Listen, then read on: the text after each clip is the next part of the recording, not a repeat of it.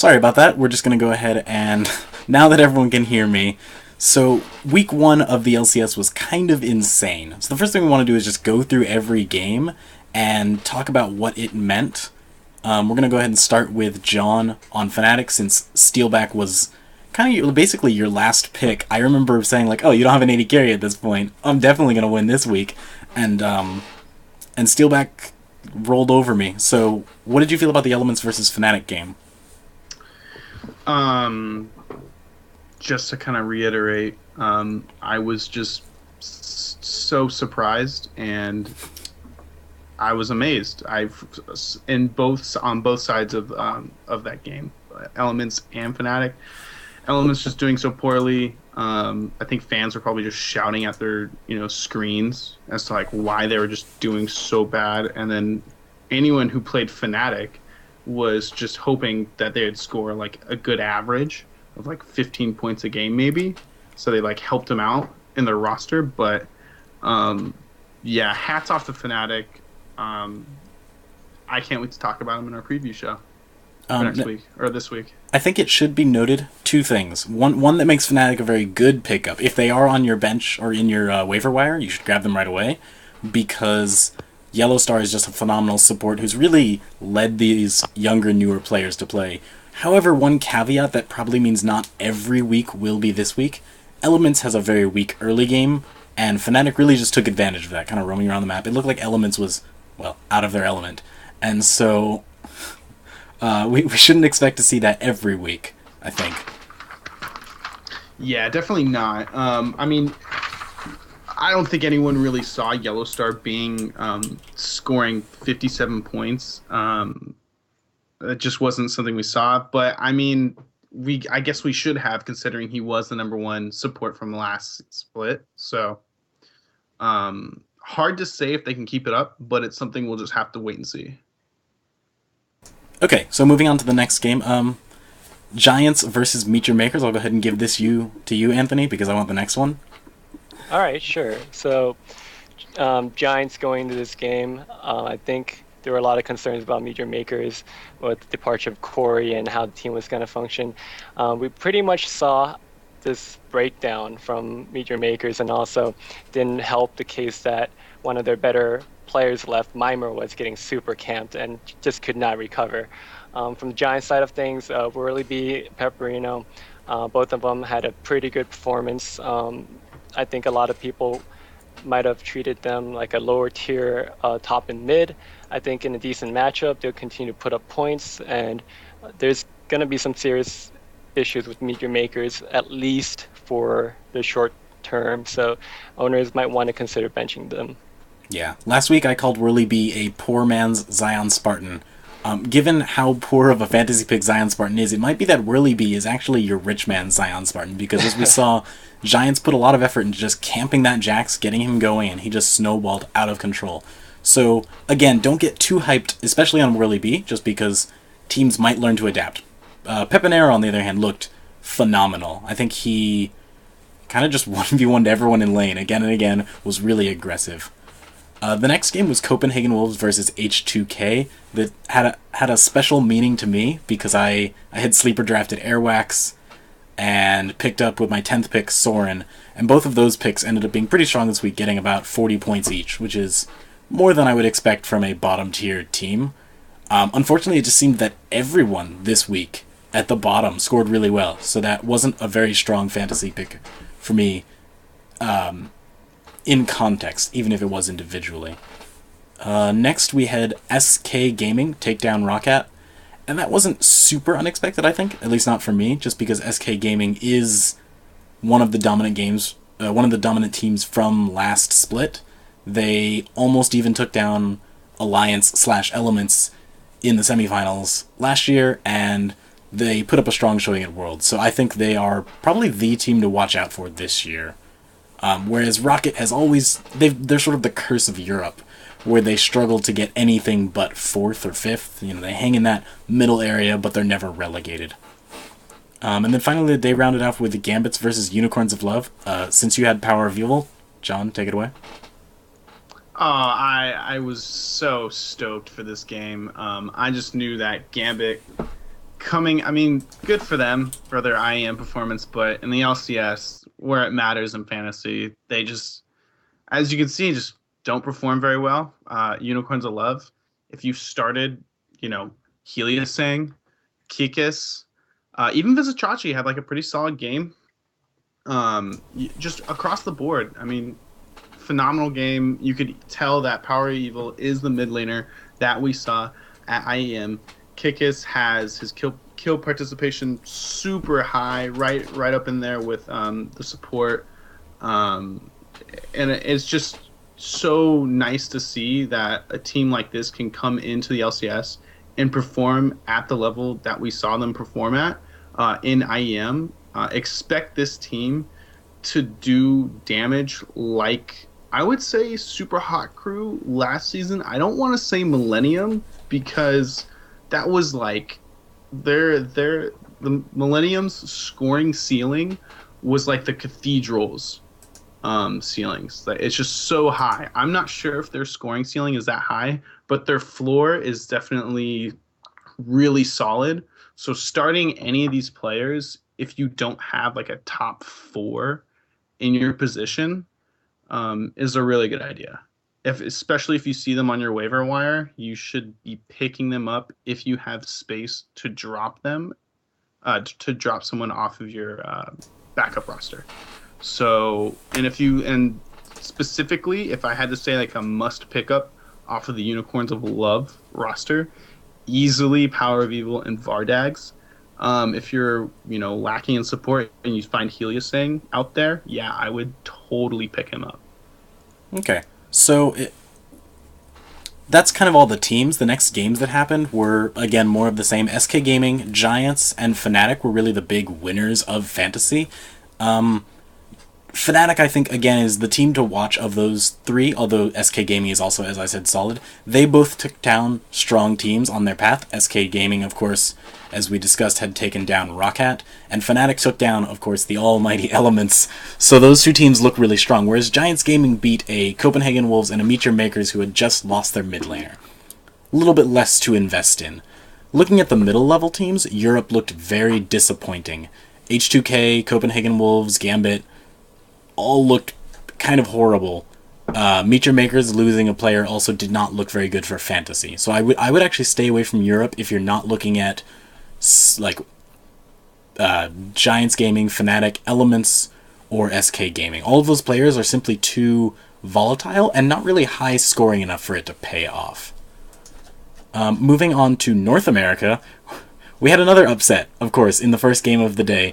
TSM took down Cloud9. I think this is the first time Cloud9 has not won their first game in a season. I'm not 100% positive as to that, but I am pretty sure. And before today, Cloud9 was 17-6. Sorry, before Sunday, Cloud9 was 17-6 against TSM. So that's kind of a huge gap to see them fall. What does that mean for North American LCS? I guess Anthony. What we see here is not necessarily, I'd say, Cloud9 falling off. I think everyone's just catching back up. Cloud9 was good last split, but they weren't exactly dominant in a fashion where we kind of expected Cloud9 from the spring split. They still came out 18-10, but they're really not the same team, or did not look like the same team. Against TSM, you had Sneaky pretty much being the only bright spot for that team. Everyone else was mediocre at best. On TSM side, you really see them really being prepared, and it's the first game of the season. If you're going to be prepared for any game, it's the first game of the season. You pretty much have all off season or since when the schedule released to plan for this game. Really no excuse for being unprepared, and Cloud9 just looked unprepared. On top of that, I for me, this was sort of an important game because I've always talked about how Cloud9 is not a good fantasy pick. I actually wrote an article why I won't be drafting Cloud9 players like a day before the EU LCS started, and Cloud9 just doesn't score fantasy points typically. Teams score more points the more they win. Cloud9 is the farthest below that curve of any team, which means that for Cloud9 to score a lot of fantasy points, they have to be the best team. And that's sort of what we saw yesterday, where when they lose, they don't do very well. Sneaky actually put up amazing points, so if you're holding on to Sneaky in a league, you should stick with him. But, I mean, I think everyone saw, High was just flat out disappointing. Lemonation randomly dies for no reason all the time. Balls seem to not be at team fights at the right time, so that seems like a team to me that you want to avoid in general, just because their playstyle is so rooted in winning that even when they are winning, fantasy is not something they do particularly well at. But of course that wasn't the only upset of the day. Team Coast versus Dignitas. John, do you want to talk about just watching that game? For me, Team Coast, when I thought about them coming into the split, and then Dignitas after last split, I'm just really not. And so for me, this game, I found it to be typical. John, it sounds like whoever. I mean, can you hear me? It sounds like you're disconnecting a little bit. I'll just go ahead and take this game just so it's... So Team Coast, I was actually happy. I picked up 3 people, Impaler and Jesses and Don't Mash Me. I put Mash Me in as a, oh man, Alltech is not going to have his starters today. And Game 1 looked like such a good start. Team Coast got off to a really early lead. As a challenger team, that's impressive to do against an LCS team. And then they barrened while Dignitas was killing their Nexus, which, as most people will tell you, is not a dominant strategy. Coast actually seems like strong fantasy picks to me, though. Despite that really sudden loss, they put up good points. You should really look into Chris and Impaler especially. They looked extremely dominant throughout all of their games. Jesses and Mash both put up good points, but they didn't seem as crucial to the success of the team. John, can you just go ahead and talk? I'm going to check on your internet audio. How's this now? Yeah, there we go. Yeah. Go ahead. Winter Fox versus Gravity. I'll give you this one. What a nice guy. Honestly, after the game, I want to start with the end of the game. After the game, I got a chance to get a word in with Gravity's jungler, Saint Vicious.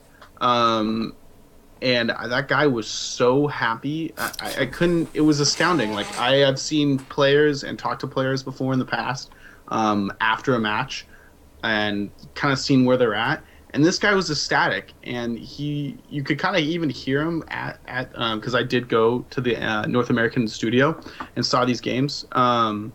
And you could kind of hear their shot calling and everything. And after they had a couple good team fights, and they started to figure out, hey, we have a good shot at winning this. It was kind of strange, but Winter Fox, Alltech, Flores, Pobelter, Glebe scores really high, something no one really sees. Alltech scoring phenomenally well, something we all thought. Shorter and Flares. Is it Flares? Yeah. Flares, yeah. Flares. For 2 people to come in and play like they did on this team, it was astounding. If you started them, congratulations. You got a lottery ticket. You should be going to the Willy Wonka Chocolate Factory. If you started Glebe, you are probably really desperate at support, most desperate than a lot of other people. But nonetheless, great game.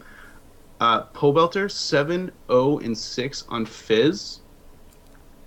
And if you can contrast that to High's play, which I think he went 1-3-4, it kind of speaks volume to just how much better other players are in fantasy to High. It's just, at least in my opinion, that's my take on that game.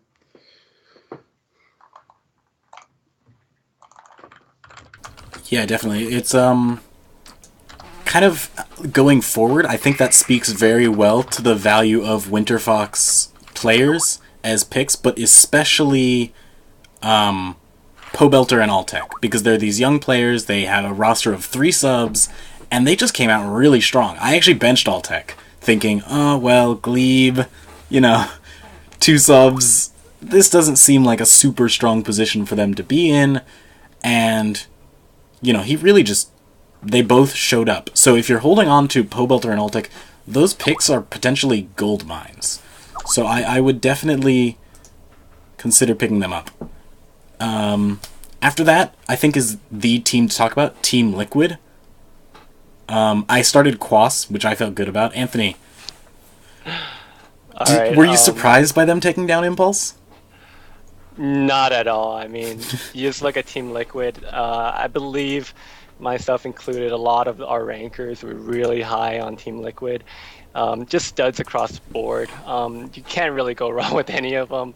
The sub did not matter at all. They did not skip a beat. Team Impulse, on the other hand, you could say that they were, a new team, didn't get a lot of practice time, and they were playing with the sub. But they really didn't give any flashes that owners can be really feeling good about. You take a look at Xiao Wei Xiao, you always expect him to be doing well. To me, I don't think he had that great of a game, and his mechanics were off. His LeBlanc really did not impress. He was missing skill shots left and right. Domine was making some early games despite being on Nunu. The whole game, Team Impulse just lost. I don't know if it was communication or lack of game planning, but it was not even close. Team Liquid, bona fide studs. Impulse, high potential, but they're really going to have to prove it before I consider starting any of them. Yeah. I'm sort of just going to skip over the CLG versus Teammate game. Those were 2 teams that just were kind of disappointing. Like, Teammate had a much better game later versus TSM, where they actually pulled off an upset versus what might be one of the top teams in North America now, with Cloud9 playing the way they are. But this game was CLG, Teammate, not very interesting. Both teams didn't seem to play very well, and CLG later came out really terribly against Liquid. They somehow managed to drag the game out, but they never seemed like they were at a position to win. I think the final 2 important games today, John, you'll get to talk about Gravity again. Cloud9 was bested once again by Team Gravity. Does that make Gravity seem like a bunch of good picks to you, or are we really feeling that Cloud9 maybe has lost a step, or has been caught up to?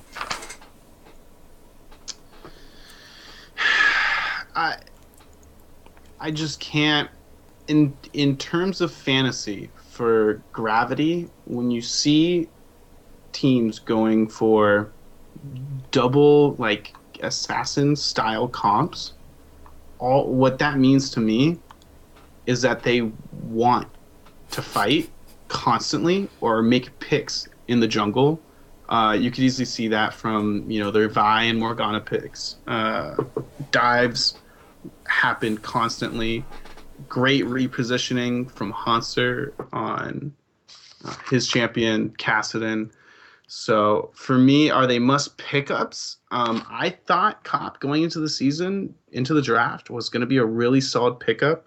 I'm actually a bit disappointed him coming in as the 7th AD carry, but when you look at all the high scoring AD carries from week 1, it's almost a wash. You can't really say the top 5 should be there, shouldn't be there. Some games just went so far south that assists became so rampant, so many kills.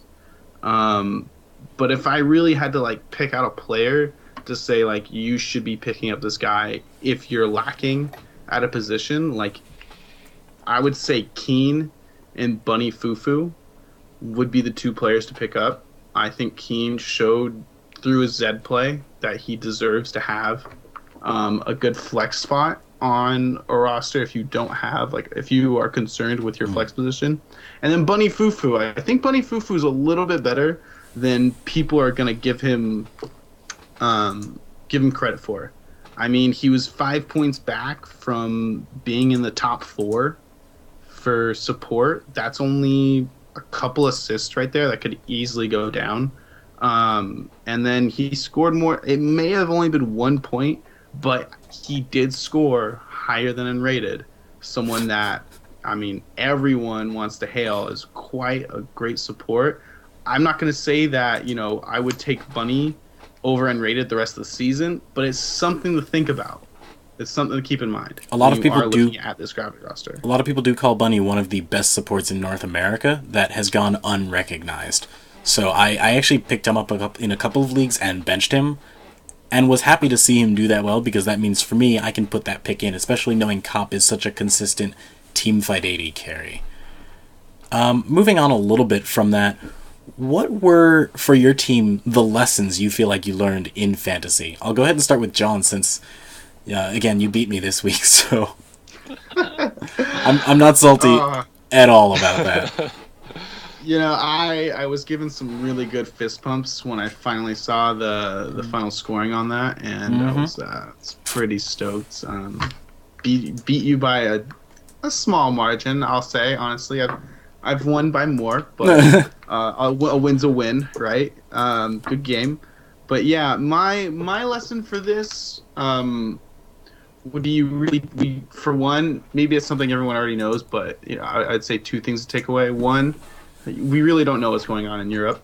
We just have no idea we just can't predict. Even analysts that just want to talk about like win or losses, who's better than someone else, not even in terms of fantasy. They don't even know what's going on. So for us, that just makes it so much harder. We can only pick out like you said, those few, like 3 teams that you should really watch out for. And then 2, Fnatic. Fnatic is amazing. Steelback, you're my boy. Is that a lesson? That is a lesson. That is a lesson. Everyone needs to know that Steelback is the man. He scored me enough points to beat Matthias. No, but seriously though, we have to watch. We have to watch Fnatic, because if we look at the Fnatic from last season, I mean, and this season, their scoring patterns so far, sure, it's 1 week, but it's kind of ridiculous. Yellowstar is still the #1 support. So I think just making sure that we're watching Fnatic carefully is something that we need to learn from this week, because if we don't learn how to watch teams and understand scoring patterns, then we won't be able to move forward and trying to figure out what's our next step for your roster. Okay, Lynx, you actually took first place score-wise in our league. You were 10 points ahead of John, who was about 10 points ahead of me. You even took down the Reckles team. And Reckles was, of course, very disappointing this week, but still. What do you feel like the lessons are for you going into next week? I'm pretty proud of my team. The biggest thing that I saw early on, people were really hung up on estimated points. We now know that, we should already know that estimated points really don't mean anything. That's number 1. Number 2, what you really should be looking at are matchups. Winning is going to be generating a lot more points for the winning team, of course, but also prolonged games. Look for matchups where you think that your players have a good chance of winning as number 1, and if the game drags out, number 2. Those are far more important than estimated points. For example, going next week, I have both my Fnatic players starting over Hanser and Xiao Xiao, Huni and Fevin. Those two, their estimated points are very, very low. Regardless, they're going to put up points. Estimated points don't even matter. I think I have the lowest estimated points out of everyone in the league for week 2. But if you look at their matchups, they're against Rocket and Gambit. It should be money in the bag. So look at matchups and target weaker teams. Definitely. The lesson for me is to trust my picks, because I actually set Altec. And I put Mash in because I thought, well, he's got all these subs around him. He's got a little bit of a rough week 1. I don't know how I feel about Altec. And Altec ended up scoring more than Mash, who...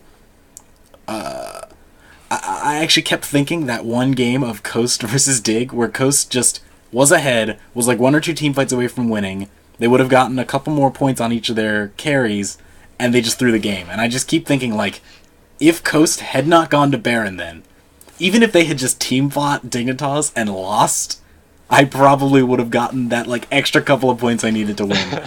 So I trusted in Coast once in the spring split of Season 4. It was actually the first article I ever wrote about esports was that Coast was going to come hot out of the gate after their weird Nidalee Jax comp thing, and they won like 3 games in a row, and they lost like every game in the split. And once again, I trusted Coast, and they let me down. So my lesson is never trust Coast. No. My lesson is to trust in your starters, because you drafted them for a reason. Now that doesn't mean if they keep underperforming that you keep them in. But for example, I bench Nif. I'm still gonna hold on to him because I know Elements is going to recover eventually. There's just too much talent on that team not to do well. And where I did trust in my picks, like Airwax and Soren, I started them. I don't think anyone would have predicted Airwax or Soren starting in any league. They are not value picks, and yet they actually outscored John's players only by a little bit, but at both of his positions. Soren picked up more points than Power of Evil. I think no one values Power of Evil less than Soren. And same goes for Yonkos and Airwax. So for me, the lesson is, like, trust in my picks. My team is there. I just have to not do stupid things like sit my star AD carry. Well, I think that's the thing in fantasy, right? Even not in the fantasy LCS, but a lot of times in football, you always hear the phrase "start your studs, start your studs." While I agree with that, I think in my case especially, because I own Xiao Wei Xiao, he's a bona fide stud, but I'm gonna have to bench him because he just did not show me enough. In my case, I think I have the luxury of benching him because I have replacements that I believe in, but you really gotta be careful with that phrase "start your studs" because there are some strong teams out there that are just making their way into the EU and NALCS, and they can really surprise some people. So we don't really know where teams stand in the power rankings a couple weeks from now. Definitely. So what major roster changes are you making going into next week? I'm going to go ahead and switch the screen over just so everyone can see what our rosters look like. Here we go. So let's start with John. Last week you started Mimer, Yonkos, Froggen, Steelback, Vander, Power of Evil, and Liquid. And we can see that next week it seems that you've kept actually that exact roster. Do you intend to make any swaps that you have not already done? I'm looking at one right now, and it's on the one team that is quite near and dear to my heart, the split. Unicorns of Love, Vizicachi. I'm looking at him right now. I'm eyeing him. I believe I dropped him earlier in the week, so you should get on that. I was touting Meet Your Makers as a pretty good, team this coming into the split, and then I read some news on the entire situation that's going on surrounding Selfie or Corey or whatever he wants to call himself going forward, but it just seems too much of, I would call this the first time, maybe not the first, but one of the very few times that a in the locker room situation has come into play, and where you should be dropping players because it's just too difficult of a situation. And I'm just going to go ahead and confirm this right now because the more I think about it, the less I want to be a part. I want my roster to be a part of Meet Your Makers. Definitely. I just want to point out that if you sort players by least scored to most scored per game, it is not very hard to find Mimer. He is actually third to last. And just below him at second to last is Nisbeth, And so you can really see that Meet Your Makers is hit pretty hard. Blizer's on the first page as well. I think the whole team of Meet Your Makers shows up on the first page of the worst scoring fantasy players. And their schedule last week was far from a hard schedule. They faced off against, I think it was Giants and SK Gaming, which I guess SK Gaming was obviously a hard matchup, but they failed to put up any points. It just seems like you can't really trust them to do much after that. Now, maybe the Giants are a sleeper team, and Meet Your Makers will bounce back, but I agree, it doesn't seem worth the gamble. Now, just to kind of go off on a small side tangent here, what does that look like for week 2 for teams that go up against Meet Your Makers? Teams like, the two are H2K and Copenhagen Wolves. Do we raise them in our rankings? I mean, obviously we're dropping Meet Your Maker players, but how much higher does that make us want to put up H2K players and Copenhagen Wolves players? I mean, you know how I feel about Copenhagen Wolves players. The only reason I'm not starting Airwax is because somebody dropped Impaler, and that boy puts up points. So Airwax is a nice sleeper stud sitting there if someone wants a good jungler. Anthony, last week you had the most point dominant team. You mentioned you're taking out Xiaowai Xiao for Febivin and Hanser for Huni. I don't think those changes need any explanation. Do you feel like there are any weak points on your team? Like I said earlier, I'm pretty proud of this team. I think that the emergence of Fnatic players really add that extra oomph to the roster. I would say the weakest point on my team would maybe be the support and team slot. I had Nisbeth on my bench. I was even contemplating starting him last week, but I just couldn't bring myself to do it, especially with the MYM situation, as John and Matthias already talked about. But going forward, I'm probably going to stream my team position. I had Cloud9. Cloud9 is not a team that I really believe in going forward. I actually have a article I'm working on, so keep an eye out for that later. But Giants, I think for next week would be pretty good in terms of matchups. I'm gonna have to keep scrounging the waiver wire, maybe pick up another support if a good one is dropped. But I'm good with just sitting tight, standing pat, and see how far this team can take me. Yeah. At this point, I just don't want to get too cute, right? I don't want to overthink things. I think I got a pretty good thing going on. Yeah. Headline: top scoring team subs in top scoring players. Reads pretty well. I can see you've held on to your subs, so I think you maybe even trust in them eventually. You just want to at least keep them out of the hands of other people. Yeah, Xiaowei Xiao, he's my first round pick. I just lucked out having a pretty good sub, but there's no way that I'm dropping him. Even if he continues to stink it up for the next couple weeks, I'm still hanging on to him. Last season MVP just cannot do it. Exactly. Hanser is a top that I really believe in. I think even in preseason rankings, I ranked him fairly high. I think he was a borderline starter for me, so within the top 8. I think Hanser really gels well with the team.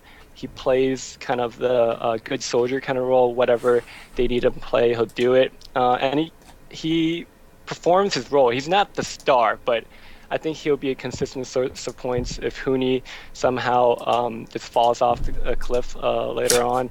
I can always just sub in Hanser and expect solid production. I'm vastly overhauling my roster, which may be unfair because, as I noted, I actually scored 4th in points. My team does look pretty solid, but I thought I would drop Airwax and Soren, mostly because I found better options. So, in the jungle, Impaler, as I mentioned, is available, and he put up a pretty stupid amount of points in the last week, and his schedule, again, looks pretty good. He faces off against Teammate and Gravity, both two teams that, while they did take down TSM and Cloud9, also lost to Winter Fox and CLG. So it's really hard to judge those teams. It feels like North America is everyone in the middle, while Team Liquid stands victorious atop them all. So I feel good about the Impaler pickup. I also dropped my mid laner, as you see, Nuke Duck, for Fox because Roccat has been disappointing. I actually already had Fox on my bench, and so he will be joining my team. I benched Mash and picked up Altec.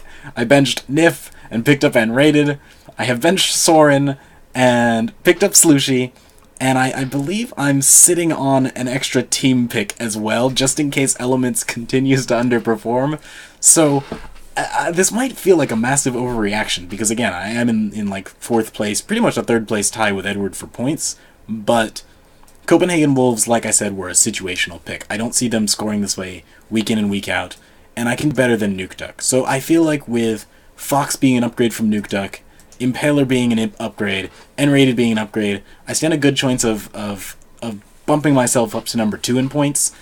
I'm gonna find it hard to bring down this roster of Lynx because Huni and Febivin, like we've seen, are pretty much beasts.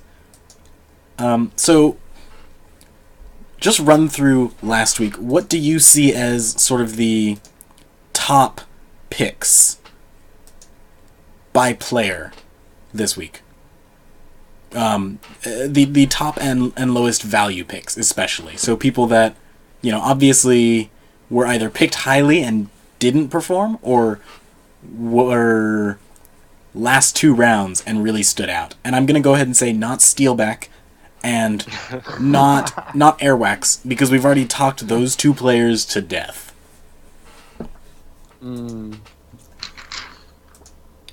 Anthony, I'm gonna give you the first go around on this. Okay, yeah, sure. You gotta look at Nif, and you guys say, "Dang, did he put up a dud?" Nif, and with Yellow Star being perceived as a lower or mid-tier support after Reckless left Fnatic, Nif was pretty much standing alone at the support totem pool at the very top. And, if you took him late first round or, first support off the board, like no one had a problem with that. You kind of expected this consistent production. He is just a total dud week 1. Cannot really trust him until Elements kind of figure things out. And on the other side of things, best value pick, I would definitely say, I might be repeating myself, but definitely Fnatic players. Huni, Reignover, especially, were drafted late. Okay, let's say not Fnatic. Okay, so all right, without Fnatic, I think Phoenix is a player. I mean, he was drafted later on. I think some people were on the fence with him, but with the numbers and kind of the potential of that team going forward, he should have been at this point like a first, second, even like late 3rd round pick. But I think he was more drafted towards like 5th, 6th later on. Yeah, so definitely Phoenix was a value pick for how late he went. Another value pick for me would be Forgiven. I don't know how your draft went or how early he was taken, but Forgiven is looking really good. SK looks like they know what they're doing. They have a game plan going to each matchup, and Forgiven looks like to be a big part of what they want to do over there. He has the technical skills. He's shown flashes before. He's been out of the league, but it doesn't look like he missed out on anything. He's going to be putting up points either quietly or under the radar, but I feel like he's going to be a strong competitor for top 5 ADC going forward. Now, I have to add one more to your list, which might be strange because it's your list, but I don't know how you can have a list of value picks with Dominate on your team and not put him on there, because junglers typically underscore every other position except for maybe support, and Dominate is like, I don't hesitate to say he was top 2. Yeah, he was the 2nd best pick behind Keith McBrief, the AD carry for Team Liquid. He put up 70 points from a jungle pick. That is just obscene levels of value. That's more points than my and John's junglers got right? combined. Let me tell you something. Dominate was my number one ranked jungler going into the season. Oh, me too. I for just hi- didn't expect 70 points. Um, I would not say that I expected 70 points, but for me, yes, he had a great game. He had a great week, but to put up points, that was more or less expected. To me, like people that I didn't expect to put up points, then put up points, I'll give them a little bit more value there. But for Dominate, I think I got him around like third, fourth round in most drafts. Of course, he outperformed that value, but for me, I kind of relied on him to get me points. All right. So I guess to your point, Matthias, he is a value pick, but more or less kind of expected. Okay. Expected value. John? Best and worst fantasy picks. Best and worst. Now this is going into week 2. No. Just best and worst value picks from week 1? last week. From last week. Oh, so easily looking right here. I'm just gonna look straight to mid lane. I'm looking at the third highest scoring mid laner, Link. I saw that guy not being picked up in a lot of leagues. I don't think he was drafted until like really late, even in our league.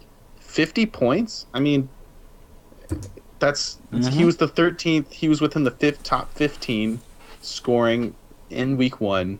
Phenomenal value there for those who doubted CLG, and even CLG fans who just didn't even take him. If I had to pick out a number 2 on that list, to round out my list of really good value there, Chris. I don't think anyone expected Chris to pull out 52. He broke the top 10 in scoring across all lanes. I'm 52 points. It's just ridiculous. Like, to see these players score those. I don't. If I'm gonna look at my rankings just really quickly right now, I had Chris ranked 14. 14. Yeah. The value there is just, it just speaks right. I just look at the number, and that's all I really need to do. That's it. Worst value, if I had to pick like a terrible value. Before you go on to worst, I actually do have to go back to that sure. Link pick, because when you said the number 3 mid, I thought, well, it's not Febivin, and was it Power of Evil? Or if you had asked me where Link was, and I even saw all the games, I even had a chance to draft or to add Link from waiver wire in another one of my leagues. In fact, I'm going to go see if he's there right now. And I thought, no, Link didn't score very well last week, and I don't trust CLG. That baffles me that he was the number 3 mid from last week. That's quite impressive. It's insane. And they scored all their points off of their one game. Right. But all it takes in fantasy, just if you guys didn't, haven't gotten the message yet that we've been kind of saying, is that, it really just takes like one game, even if they win or lose, like both their games, it just takes one game. And that one game was 9-3. 9-3-10 on Lissandra, 269 minions. It was definitely the 69 on the CS that helped him out for sure. But 50 points. You didn't expect it. So wait a minute, John. Like, you look at game 2 though, it's the complete opposite of game 1. I know that, I agree with you that as long as you got a good matchup in one game, you could pretty much pencil them in. But they were just so bad game 2. It's almost just like classic COG even. What happened? He just completely disappeared. Link did not look good. He made so many, technical and mental mistakes. Can you really trust him going forward, though? Oh no, God no! I don't think anyone can really trust CLG. I think you and I, at least maybe in group chats. I didn't say what. Nothing. Go on. No, I was only speaking to week 1 value. If I was gonna go forward, I wouldn't want to go forward having Link in my lineup. I mean, so you don't think Link has potential? Not something I'm not comfortable with having. Like, if I'm going to have one CLG player in my lineup, it's probably going to be Aphromoo. Not Double Lift. I I think he's a great player, but I have in my mind better options for the AD carry position, and also getting double lift in your league is going to be fairly difficult. You're going to have to make a trade for him. He's easily Harder on than someone's harder team. than double lift? Say that again? Harder than getting double lift?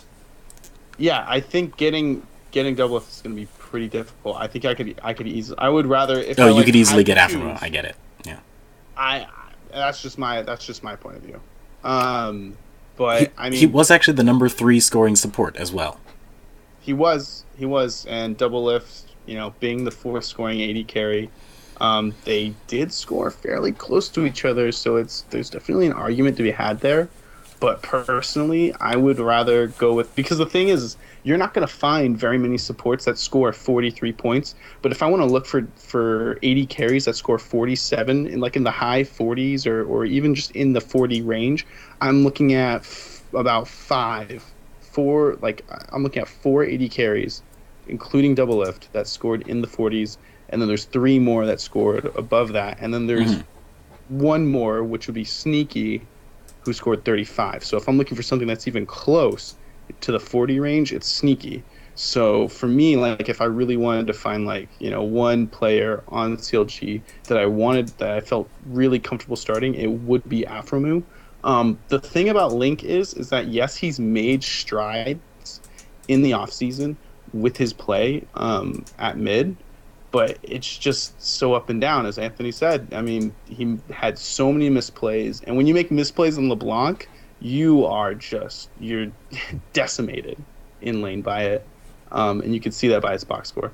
So, and if moving towards terrible value, for going into week 1,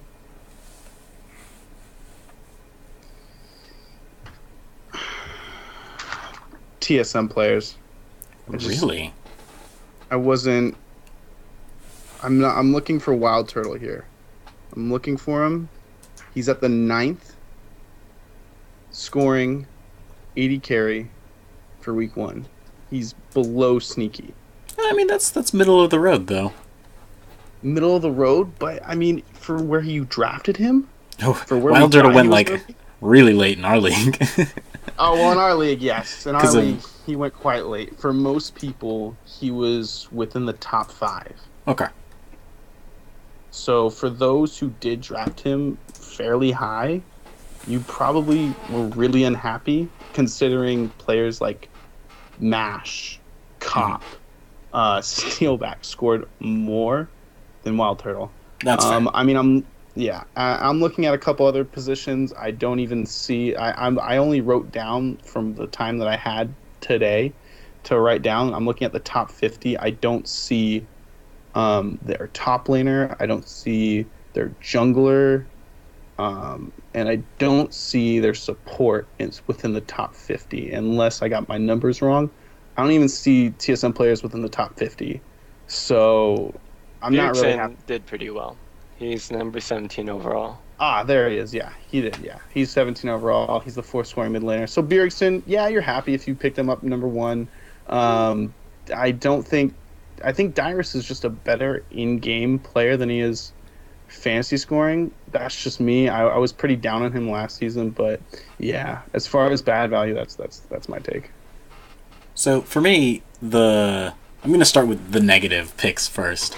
I feel like the negative pick for me, the biggest anti-value pick, is Nuke Duck, because he was so hyped coming in. Nuke Duck was this dominant mid from Lemon Dogs back in Season 3, went to the World Championship, where they're the only team other than Elements to ever take the number 1 spot away from Fnatic.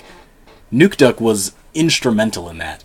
And to come out in week 1 and fail to really do anything for his team, that to me is a huge disappointment. Nuke Duck was a round 1 or round 2 pick in most leagues, I would guess. And the fact that he put up 25 points, which is really what you expect out of a support, is hugely disappointing. The other major disappointment for me is Meet Your Makers. It's not their fault. Their star mid laner kind of just left the day before the LCS was starting.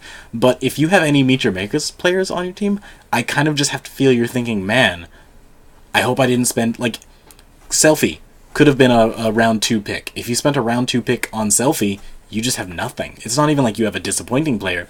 You have nothing to show for that pick. And his team is going to fall off because of that. It all around makes me feel like those players just have to go. You have to find a sleeper somewhere on the bench. Because... All right, Matthias, I got a question for you. Because you just brought up, like, my pain point. Okay. In the league that I'm in, I have the aforementioned Corey and Nuke Duck on my team. Oh. So, yeah, double whammy there. Now, here are the people available on the waiver wire. Well, obviously you're dropping Corey, right? Well, who am I going to pick up in response? Like, I have Ryu, there's Ryu, Nick, Blitzer, Slushy, and Pepperino. 5 mids on the waiver wire. I would say Pepperino. At least he's playing in games as opposed to Corey. I mean, like, you can't start someone who's not starting. Am I dropping Nuke Duck for any of those players? Oh, Nuke Duck, not Corey. Both Nuke Duck and Corey. Corey's gone for sure, but am I dropping Nuke Duck for any of the other ones left? Ryu, Nick, Blitzer, Slushy. I mean, those are not compelling picks. I actually, as I mentioned earlier, I actually did drop Nuke Duck for Slushy. So I might be wrong, but I'm putting my money where my mouth is. Because as much as I like Rocket as a team, they've always been an underperforming team. Actually, I'm going to go ahead and pull up a graph that I used for the article on Cloud9, but it is very indicative of how Rocket plays. You can, again, see the more wins a team, the more points, the more games a team wins, the more points they get on average. But you can see Rocket and Cloud9 are just way below that trend line. Like, the way they play is not conducive to fantasy points. And it feels like that hasn't changed this year. It feels like Woolite and Nuke Duck might be more aggressive than previous Rocket players have been, but they still seem to play a very fantasy point low game. And Nuke Duck was a huge disappointment. Now, I may regret dropping Nuke Duck for Slushy. And I believe someone has picked him up already. But I have no regrets. Because... no, it does look like Nuke Duck should still be on the bench somewhere. He's still available. I think someone picked him up and dropped him right away. Yeah, that's what. Okay, there we go. I'm just blind. I just can't read.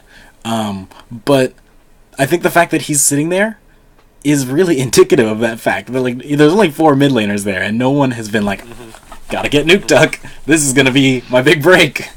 No one's thinking that. So for me, that's just a low point to be at from being a really hyped player. For me, value picks would definitely have to be... I'm gonna go with less straight up value picks because I think those are obvious. You can look at the stats and say, hey, this guy scored a bunch. I think Altec and Pobelter are going to just be huge fantasy picks once they have their full roster. Because we saw even in Altec's loss, put up pretty dirty points, and in their win, he put up like 40 points or something. It was crazy. So if we ever see a week where Altec has 2 wins, that's potentially like 60, 70, 80 points we're talking. So I feel pretty good about those 2 picks in general.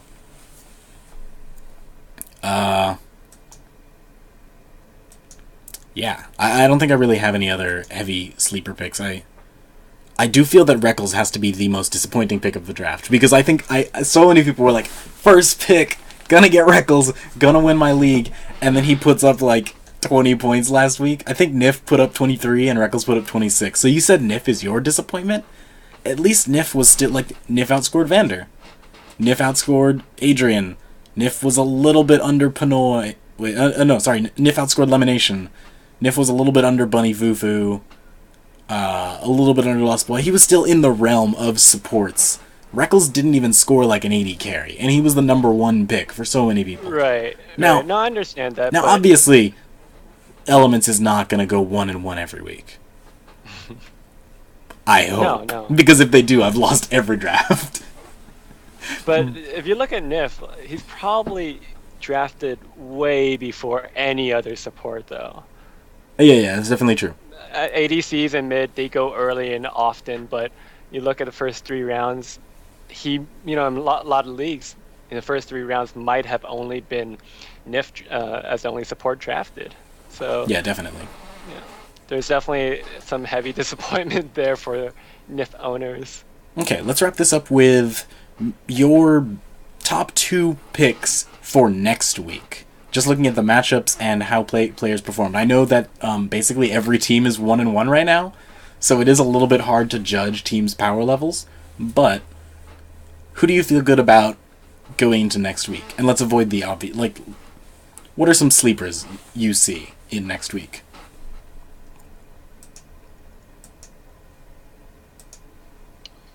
I'm going to go ahead and call that TA will come down to earth from their performance, but I think it'll be still in a startable area. Okay. I think, like, I will say... Any player in particular? Top. If I had to put a player in particular, I don't know. It's I'm not extremely comfortable with, my knowledge on team T8 players. So I'm going to hold back on giving like a specific player, but I would say that I would across the board put T8 players within the top 10. I don't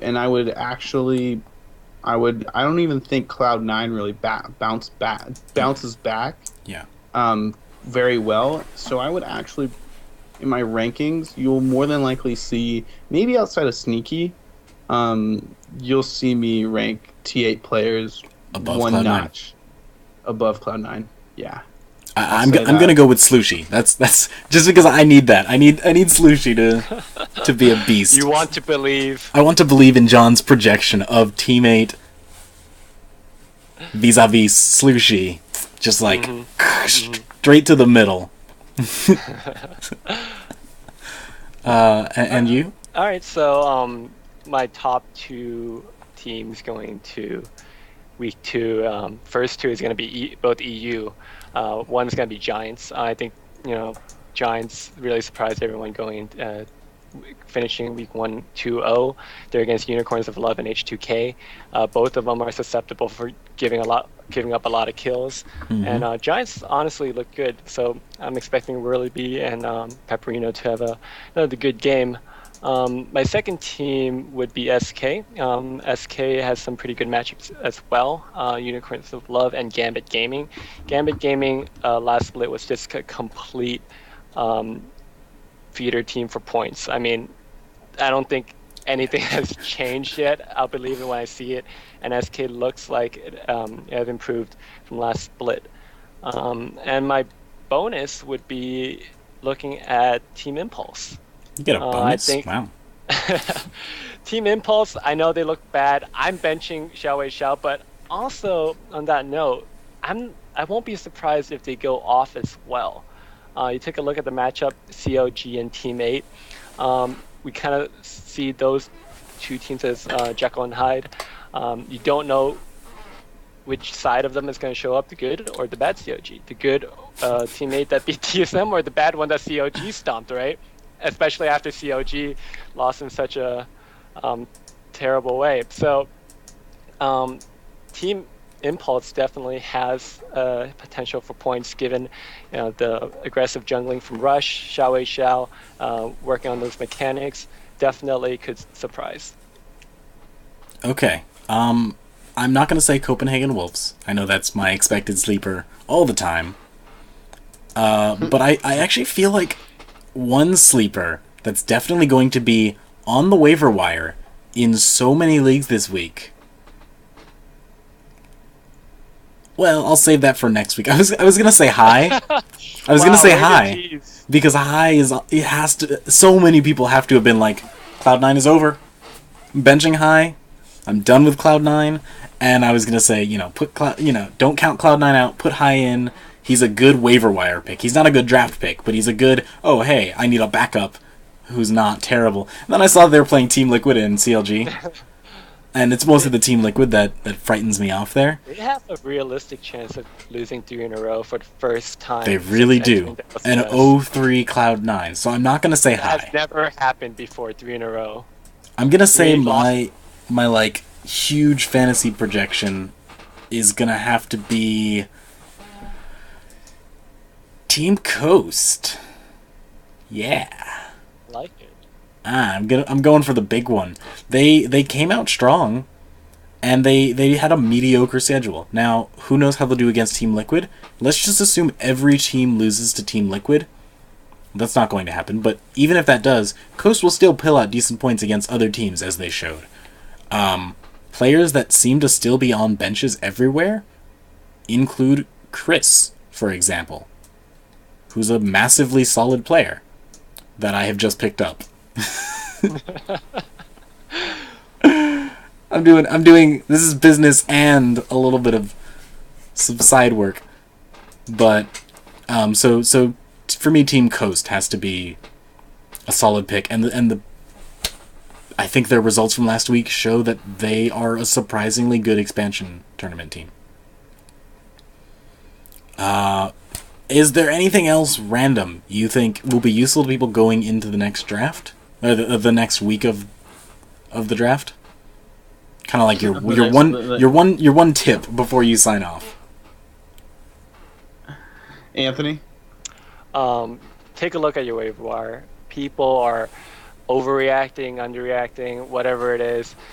There's got to be something good out there. Just don't drop anyone of actual value for speculative picks, but definitely check your waiver wire. It might surprise you what is out there. My one tip for week 2, just stay away from Cloud9.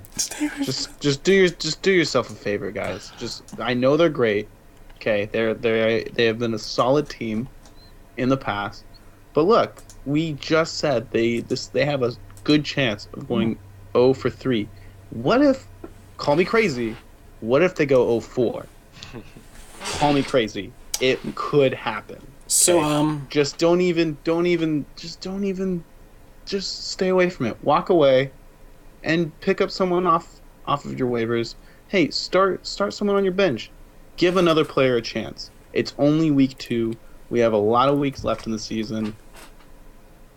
That's my tip. So I was just browsing the internet idly, as I'm wont to do, and I came across this website called Fantasy Rift, and there's this very very handsome fellow that seems to have written an article called "Why I Won't Be Drafting Cloud9 Players," and I'm just saying it feels like you're stealing my advice a little bit, John. Hey, maybe I am, maybe I'm not. If it's on Fantasy Rift, I will read it and I will listen to it. And it's kind of across the board. You can look at my rankings. I think, God, if I want to just look at last week's, I put high at 8. I still felt like that was too high. I even sneaky at 6. I mean, that was probably like the smartest. Like, I'm not smartest. That was probably not my worrisome, but I don't know. I just didn't feel comfortable about him.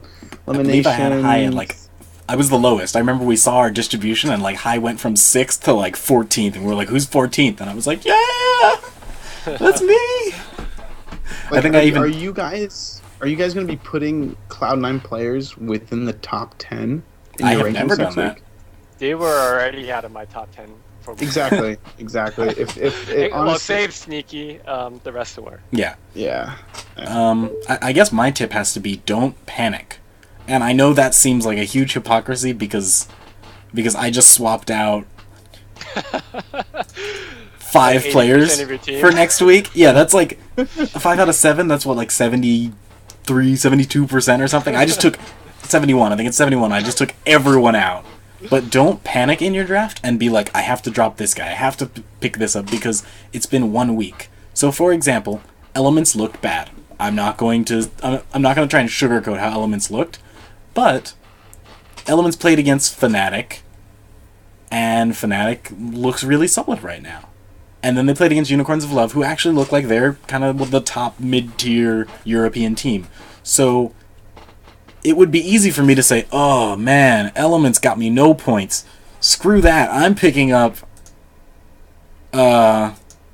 Glebe next week. But like, no, you know what?